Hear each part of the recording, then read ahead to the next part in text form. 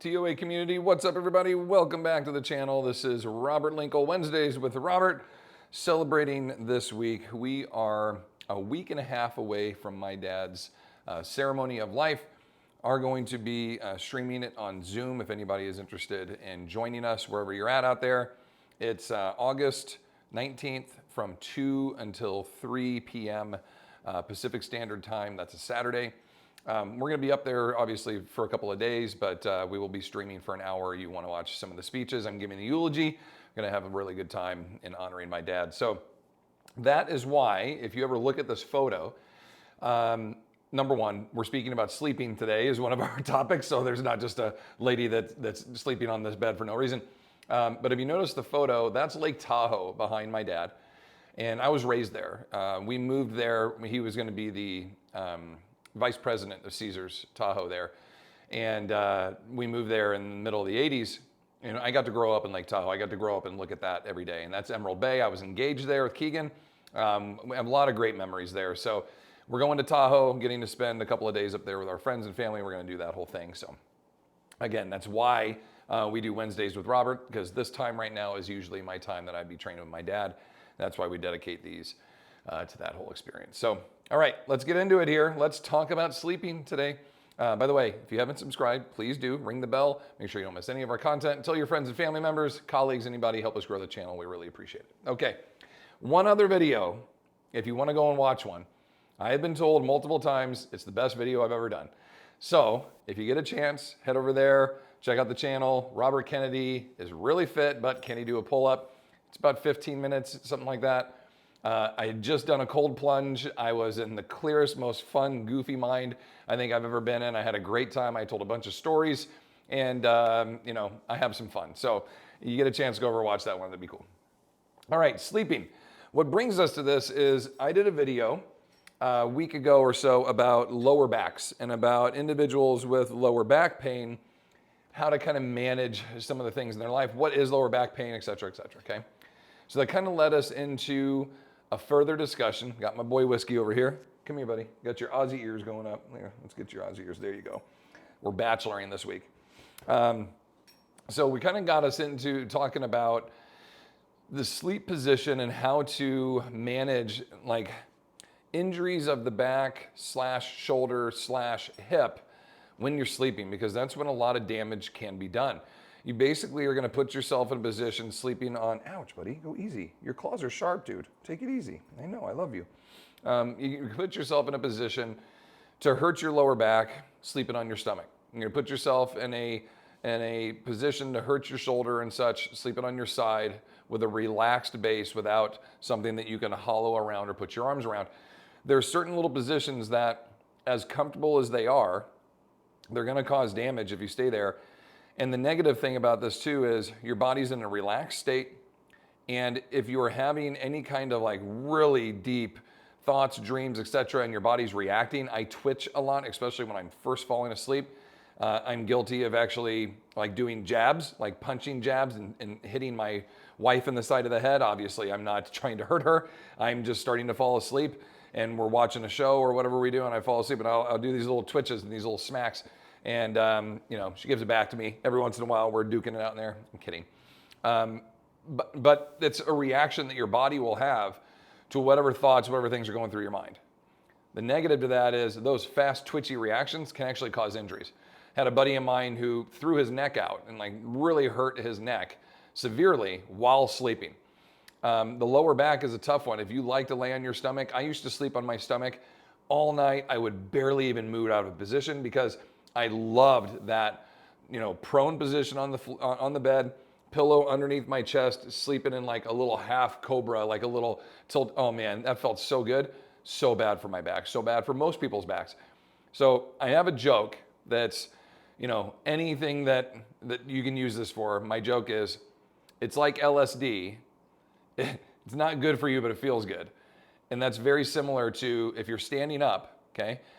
And you round your back over to touch your toes, feels great. People are like, oh, this feels so good. But the damage that can do to a lower back that has disc issues, arthritis, etc., as opposed to a proper hinge, even though it feels good in the moment, it's not good for you. Okay, and that goes for the same thing, sleeping in that cobra position, side lying without knees and pillows stacked between your knees.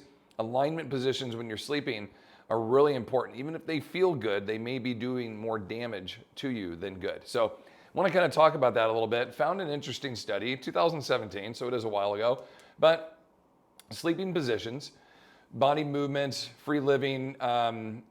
So basically they talk about being on your back, being on your side, being on your stomach, and they had one other one. It was like neck supported or something like that. We'll get into it, but kind of talk about all these different positions. In order to establish normative value of body positions and movements during sleep, the objectives in this study were to explore the distribution of sleep positions and extent of natural body movements in association with sex, age, body mass and index, BMI, smoking, alcohol consumption, and insomnia, okay? Now, looking at that a little bit deeper, they did a cross-sectional study comparing 363 men and 301 women through that organization and looking at the positions that how often they moved, the positions they moved into, and looking at the anatomical alignment of the body all the way through, okay? So pretty interesting in-depth study as you kind of do this. So during their time in bed, participants spent 54% of the time on their side, okay? And that's all out of all 600 people, okay? 640 people, whatever it was. 37% of the time on their back and 3% on front position, so laying on their stomach. Increasing age and BMIs were associated with increased time in the side position. So the bigger your body is, the more time they would spend on their side. And proportional reduction in time reducing time on their back because they're spending more time on their side. Where the average 1.6 position shifts per hour. 1.6 position shifts per hour. So if you're asleep for, let's say, 8 hours, okay, you're looking at 12, is that right? 12 position shifts? Yeah. 12 position shifts through the night. You know how many times I shift? I kid you not. I mean, other than maybe adjusting my pillows, right? Because I sleep with 3 pillows. I know it's ridiculous, okay? But I sleep for 6.5 hours straight, sound. I don't move, okay? I work very hard. I exercise hard, right? Living life. I'm doing my thing. When I'm ready to go to sleep, there's no like trying to go to bed. It's head to pillow, out. Alarm goes off. I didn't move. Okay? So when I read stuff like this, I'm like, could I really be repositioning 12 times a night? A lot of people don't sleep like I'm sleeping. I get that, okay? But there's reasons for this. There's positionings and such for this, okay? Compared to males, females had fewer position shifts. So ladies, you're flopping around less. And fewer arm, thigh, and upper body movements, meaning like you're laying on your back and your arms are flailing and you're twitching about and such. Participants aged 20 to 34 years had more arm, thigh, and upper body movements compared to participants older than 35. Obese participants had fewer shifts in body position, period. But more arm, thigh, and upper body and back movements compared to normal weight participants. Smokers had fewer shifts in body position than non-smokers. So basically, if you're overweight, if you smoke, I wonder about the alcohol and such. I don't know if they produce that. But if you're overweight and if you smoke, you're going to move around more when you're sleeping, okay? The more you move around, even though, and so we're talking about position shifts, that doesn't necessarily mean like you wake up, reposition, have to fall back asleep 12 times. They literally mean you're still asleep and you're in a lighter state of sleep when you wake up and reposition shift, but then you can go right back into a deeper sleep and such. I'm no sleep expert. I'm just kind of talking about, you're not waking up to even the point where you'll remember it, okay? You may be shifting and changing positions. You fall asleep on your left side, you wake up in the morning, you're on your right side. Do you remember rolling over to that side? Or did you just do that in the middle of the night at some point? Okay, that's my point. So people are moving about more, which means you're going from a deeper sleep to a lighter sleep while you do those positions, which ultimately produces less deep sleep, so you feel less rested because you have more of a health concern. Your body's carrying more body fat and or you're smoking. So by doing what we would consider something negative to the body, you are now a detriment to your body's ability to recover and start to rebuild itself at night, okay? So not only is smoking damaging your lungs and hurting all the rest of your body, etc., but now it's starting to bother you while you're sleeping. So the time where your body has to rebuild and try to make up for some of the damage you're doing to it via smoking, you're now starting to have a negative effect during that process. And then if you're over body fat, which again, BMI, okay, I am morbidly obese via the BMI chart. I'm 242 pounds. I'm 6'3.5", 6'4", 6'3.5". I am morbidly obese. I'm supposed to be like 189 pounds. I'm 50 pounds over fat, okay, according to them. So I understand that some BMIs are very, very different, but looking at health insurance, other things like that, I'm a flag. I'm a red flag. I'm a high risk, right there just because of that. But when you look at me, I definitely have some extra body fat I could get off of me. I should probably be like 225. I should be 15, 20 pounds lighter. But you'd see my abs if I was that lean, right? So that'd be cool. But I'd still be 35 pounds over fat compared to what they wanted, and I'd be in a very healthy range. I'm in a healthy range now, right? So that's why we can't really look at that one and be like, oh, these over fat people, that we can't do that. Just because your BMI is high and you're labeled obese, it doesn't necessarily mean that you're over fat. It just means that you're a bigger framed person, okay? So I will go with the idea of you're naturally carrying more mass, which ultimately there are research studies to show that bigger framed individuals don't live as long. Smaller framed individuals live longer. So we could look at that and go, simply because we're bigger mass sized individuals, that maybe we're not getting the restful sleep that we could, okay? But are we going to change that? Like if I were 189 pounds, I would look sickly. Everyone would think I was dying, literally. Like that's how gangly thin I would be. I see some of these UFC fighters. They were talking about a UFC fighter this morning who was on the Contender last night. He's 6'3". He's my height, okay? And he fights at 155 pounds. I can't even comprehend that, right? But I'm also looking at a frame like almost 100 pounds less of me, 90 something pounds less of what I am. But I'm also looking at a frame where I do have more muscle, right? I'm envisioning a very, very skinny man is what I'm envisioning. But that's huge, 6'3" and 155. I'm complaining about getting down to 189, right? This guy's 40 pounds lighter than that. I mean, that's something. Anyhow, pretty interesting stuff. Kind of wanted to show you. I mean, I don't think a lot of people understand how much they move at night, right? And again, study and such, okay?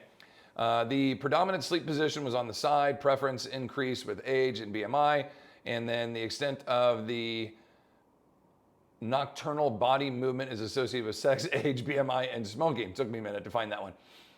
So if we know that the majority of people, what was it, 67%? 54% sleep on their side, okay? And then as they get older or they're a little heavier, they're sleeping more on their side, right? So the majority of the time, let's call it upwards of 2/3 of the time while you're sleeping, you're on your side, right? So I want you to envision this with me, okay? So I'm going to show you posture, right? Here's my posture, okay? And you would say, like, that's pretty decent posture. So now watch this, okay? I'm going to put my feet together. I'm going to collapse my knees. I'm going to fold my shoulders. I'm going to lower my head, and I'm going to drop my hip. Does anything about that look comfortable to you? I'm uncomfortable doing it, but this is how people sleep. That's the side laying position. I'm in it, right?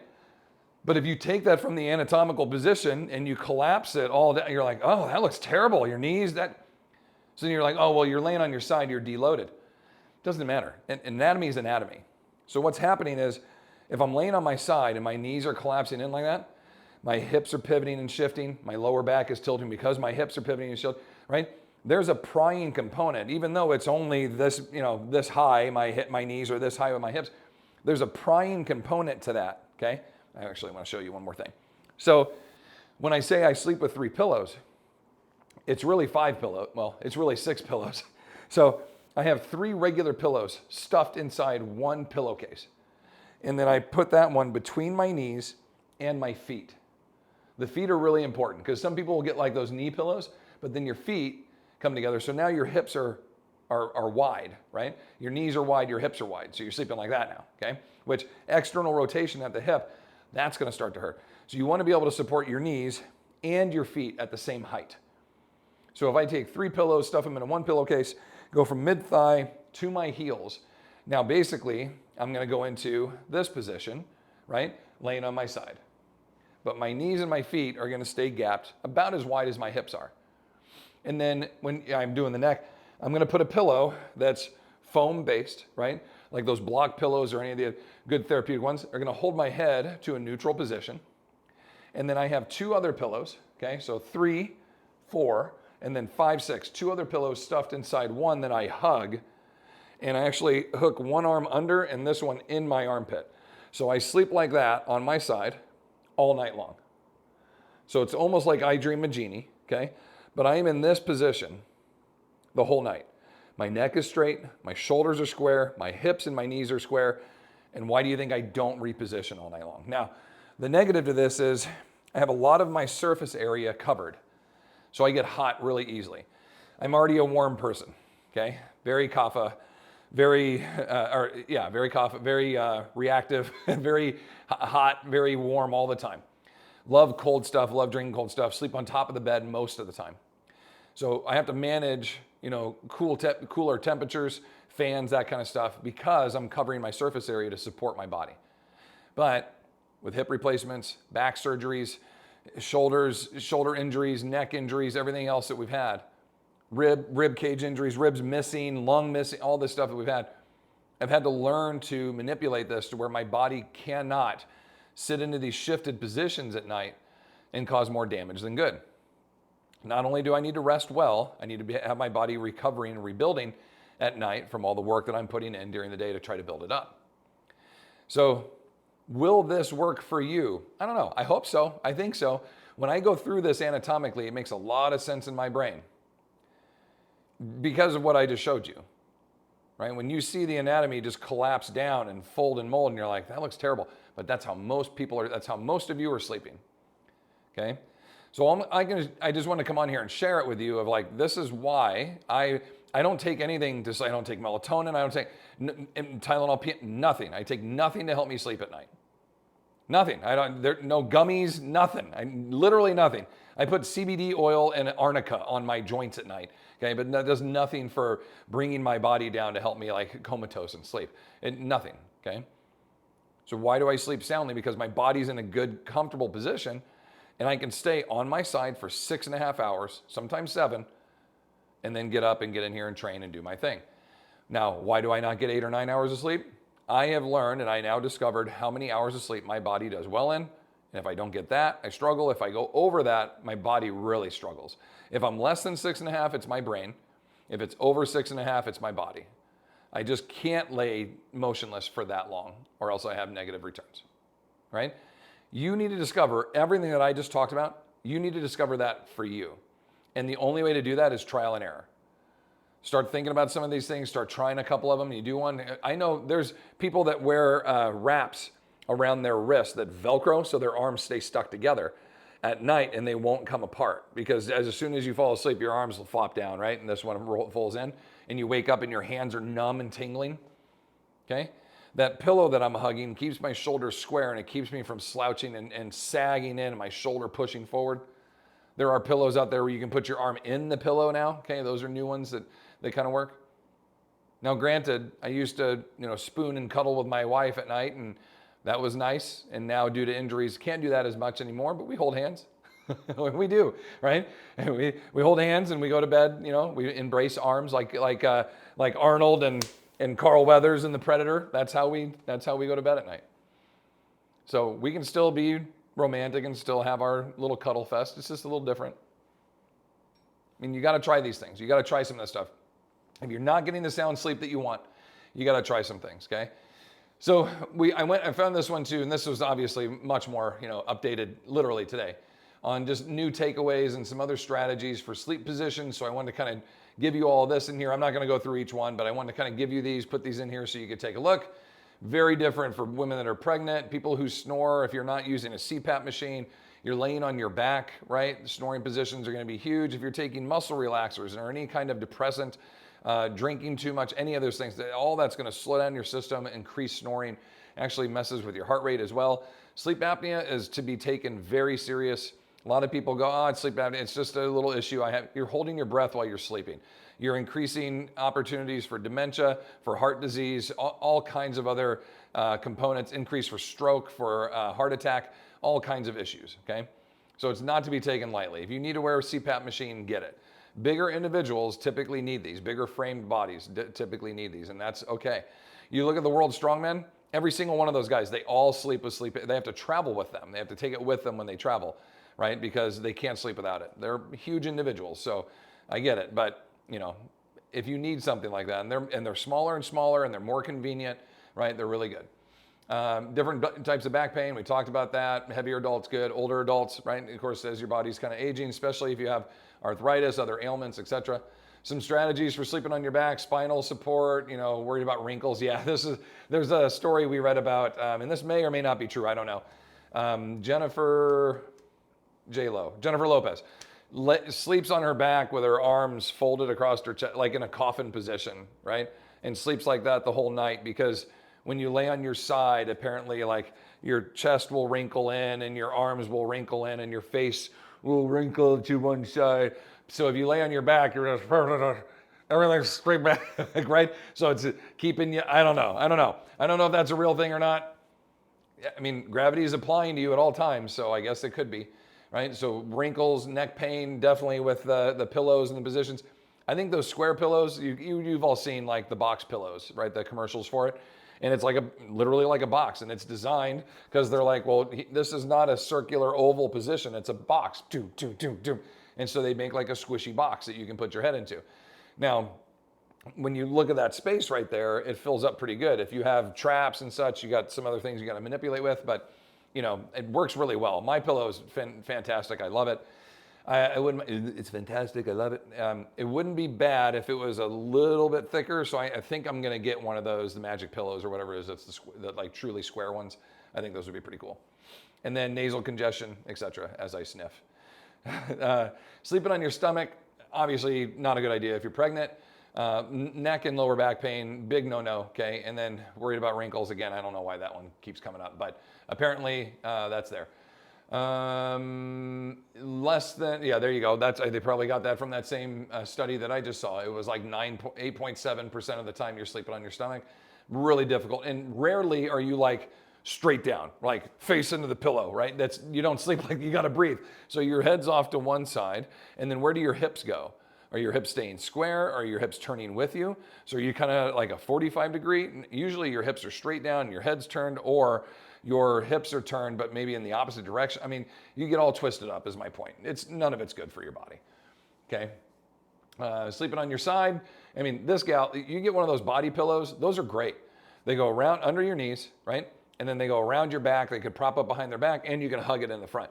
Only thing it's not doing is supporting like your ankles like we talked about earlier, but you know, 3 out of 4 positions, you're gonna sleep a hell of a lot better with that. Side sleeping, you know, helps a ton with sleep apnea. Even if you're just snoring, acid reflux. I've also heard stories about people putting like a 2x4 under their bed just to tilt their head up a little bit, like 10 degrees, something like that. I don't know. I don't know if that's accurate, but you know, gives you some things to think about. Okay. Yep, volume is off. All right. So to wrap this up, sleeping. You have any comments, questions? Hit me up down below. Okay, I'm happy to help out. Try some of those strategies. I think they'll work for you. So this is a little combination of the pause squats, the eccentric pause squats that we did this week. And the reason I wanted to finish with this is this gave me such a good feeling in my body. I didn't want to not share it with everybody, okay? So there's a couple of things going on. We're doing a 3 to 4 second pause, 3-second descent on the way down. A 3-second pause is our goal, right? And then some of our groups, we're doing a 1 second, like Lena's in a little bit more of our sporting program. So she comes down, she trains with Keegan, trains a couple of our younger clients who are a little bit more sporty. They're running and they're doing some other stuff.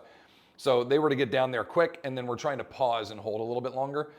These positions, with every rep to every set, I personally see and feel myself, my body loosening up and getting a tiny bit deeper and a tiny bit deeper. We've talked about this in the past on other podcasts, okay, or other videos on the channel about people asking, how do you actually increase flexibility or range of motion? We know, and I will argue with people to the death, there's so much research on this now, okay? We know that static stretching, sitting, reaching, holding your toe for 30 seconds and coming back, does not increase flexibility. It doesn't. But you go, well, hey, by the 30 seconds, I can reach further. You could take a rubber band, right, and start to pull it apart and hold it, and it'll be more loose when you get done with it. But you let that rubber band go, let it go back to position, come back in 2 days, and it'll be taut again, okay? Any fibers placed under tension and held, the fibers will start to loosen up. Does that mean you just increased your range of motion? No. Now you go to yoga and it's hot and, oh man, I'm improving my mobility and my flexibility. Mobility, probably, yeah. Flexibility, you are not. You are not. You're warming musculature to where it's more elastic. Take that same rubber band, heat it up. It'll stretch a hell of a lot further, okay? Let it return to room temperature. It's right back to its regular range of motion. Maybe a little bit of improvement. We're talking a half an inch, maybe, okay? Or if someone that's completely deconditioned starts to do some stretching like this, they'll see some improvement here. So how do you increase range of motion? How do you actually get more flexible? You move through range of motion under load. The load teaches your muscle fibers to engage and then start to release and lengthen and strengthen.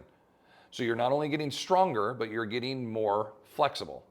So with every one of these, 3 second down, 3 second pause, 1 second up reps, we're getting a little deeper, but we're under load. You're under tension. So you're deeper, deeper, deeper.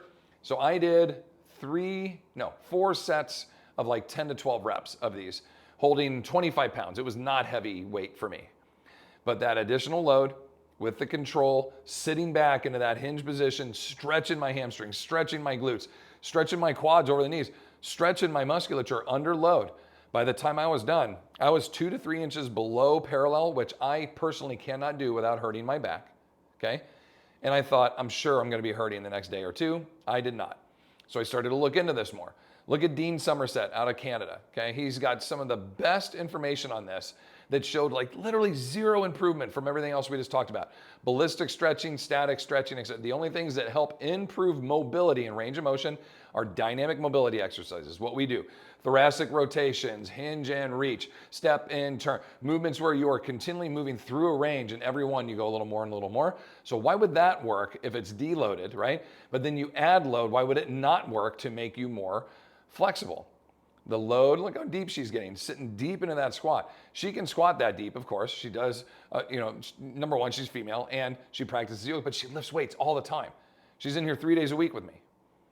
So she was flexible from her yoga practice. She's more flexible now since we started lifting weights, okay? I know this is anecdotal when I'm telling you. I'm talking about me and 4 of my clients. Go look at that research yourself. Dean Somerset. Check out his research, okay? Maybe I'll put a link in the description here. It's really good stuff. I think you'll like it. I think it'll help out. And until next time, comments, questions. I hope you sleep well. I hope you got some good stuff out of this. If you need anything from me, hit me up down below in the comments section. Please subscribe, ring the bell as we talked about. Don't miss anything that we put out. Head over to trainingtheolderadult.com if you have any comments or questions, any information about our training programs and or about becoming a trainer and ambassador. Come check us out over there. And until next time, continue to fight your good fight against sarcopenia. Peace.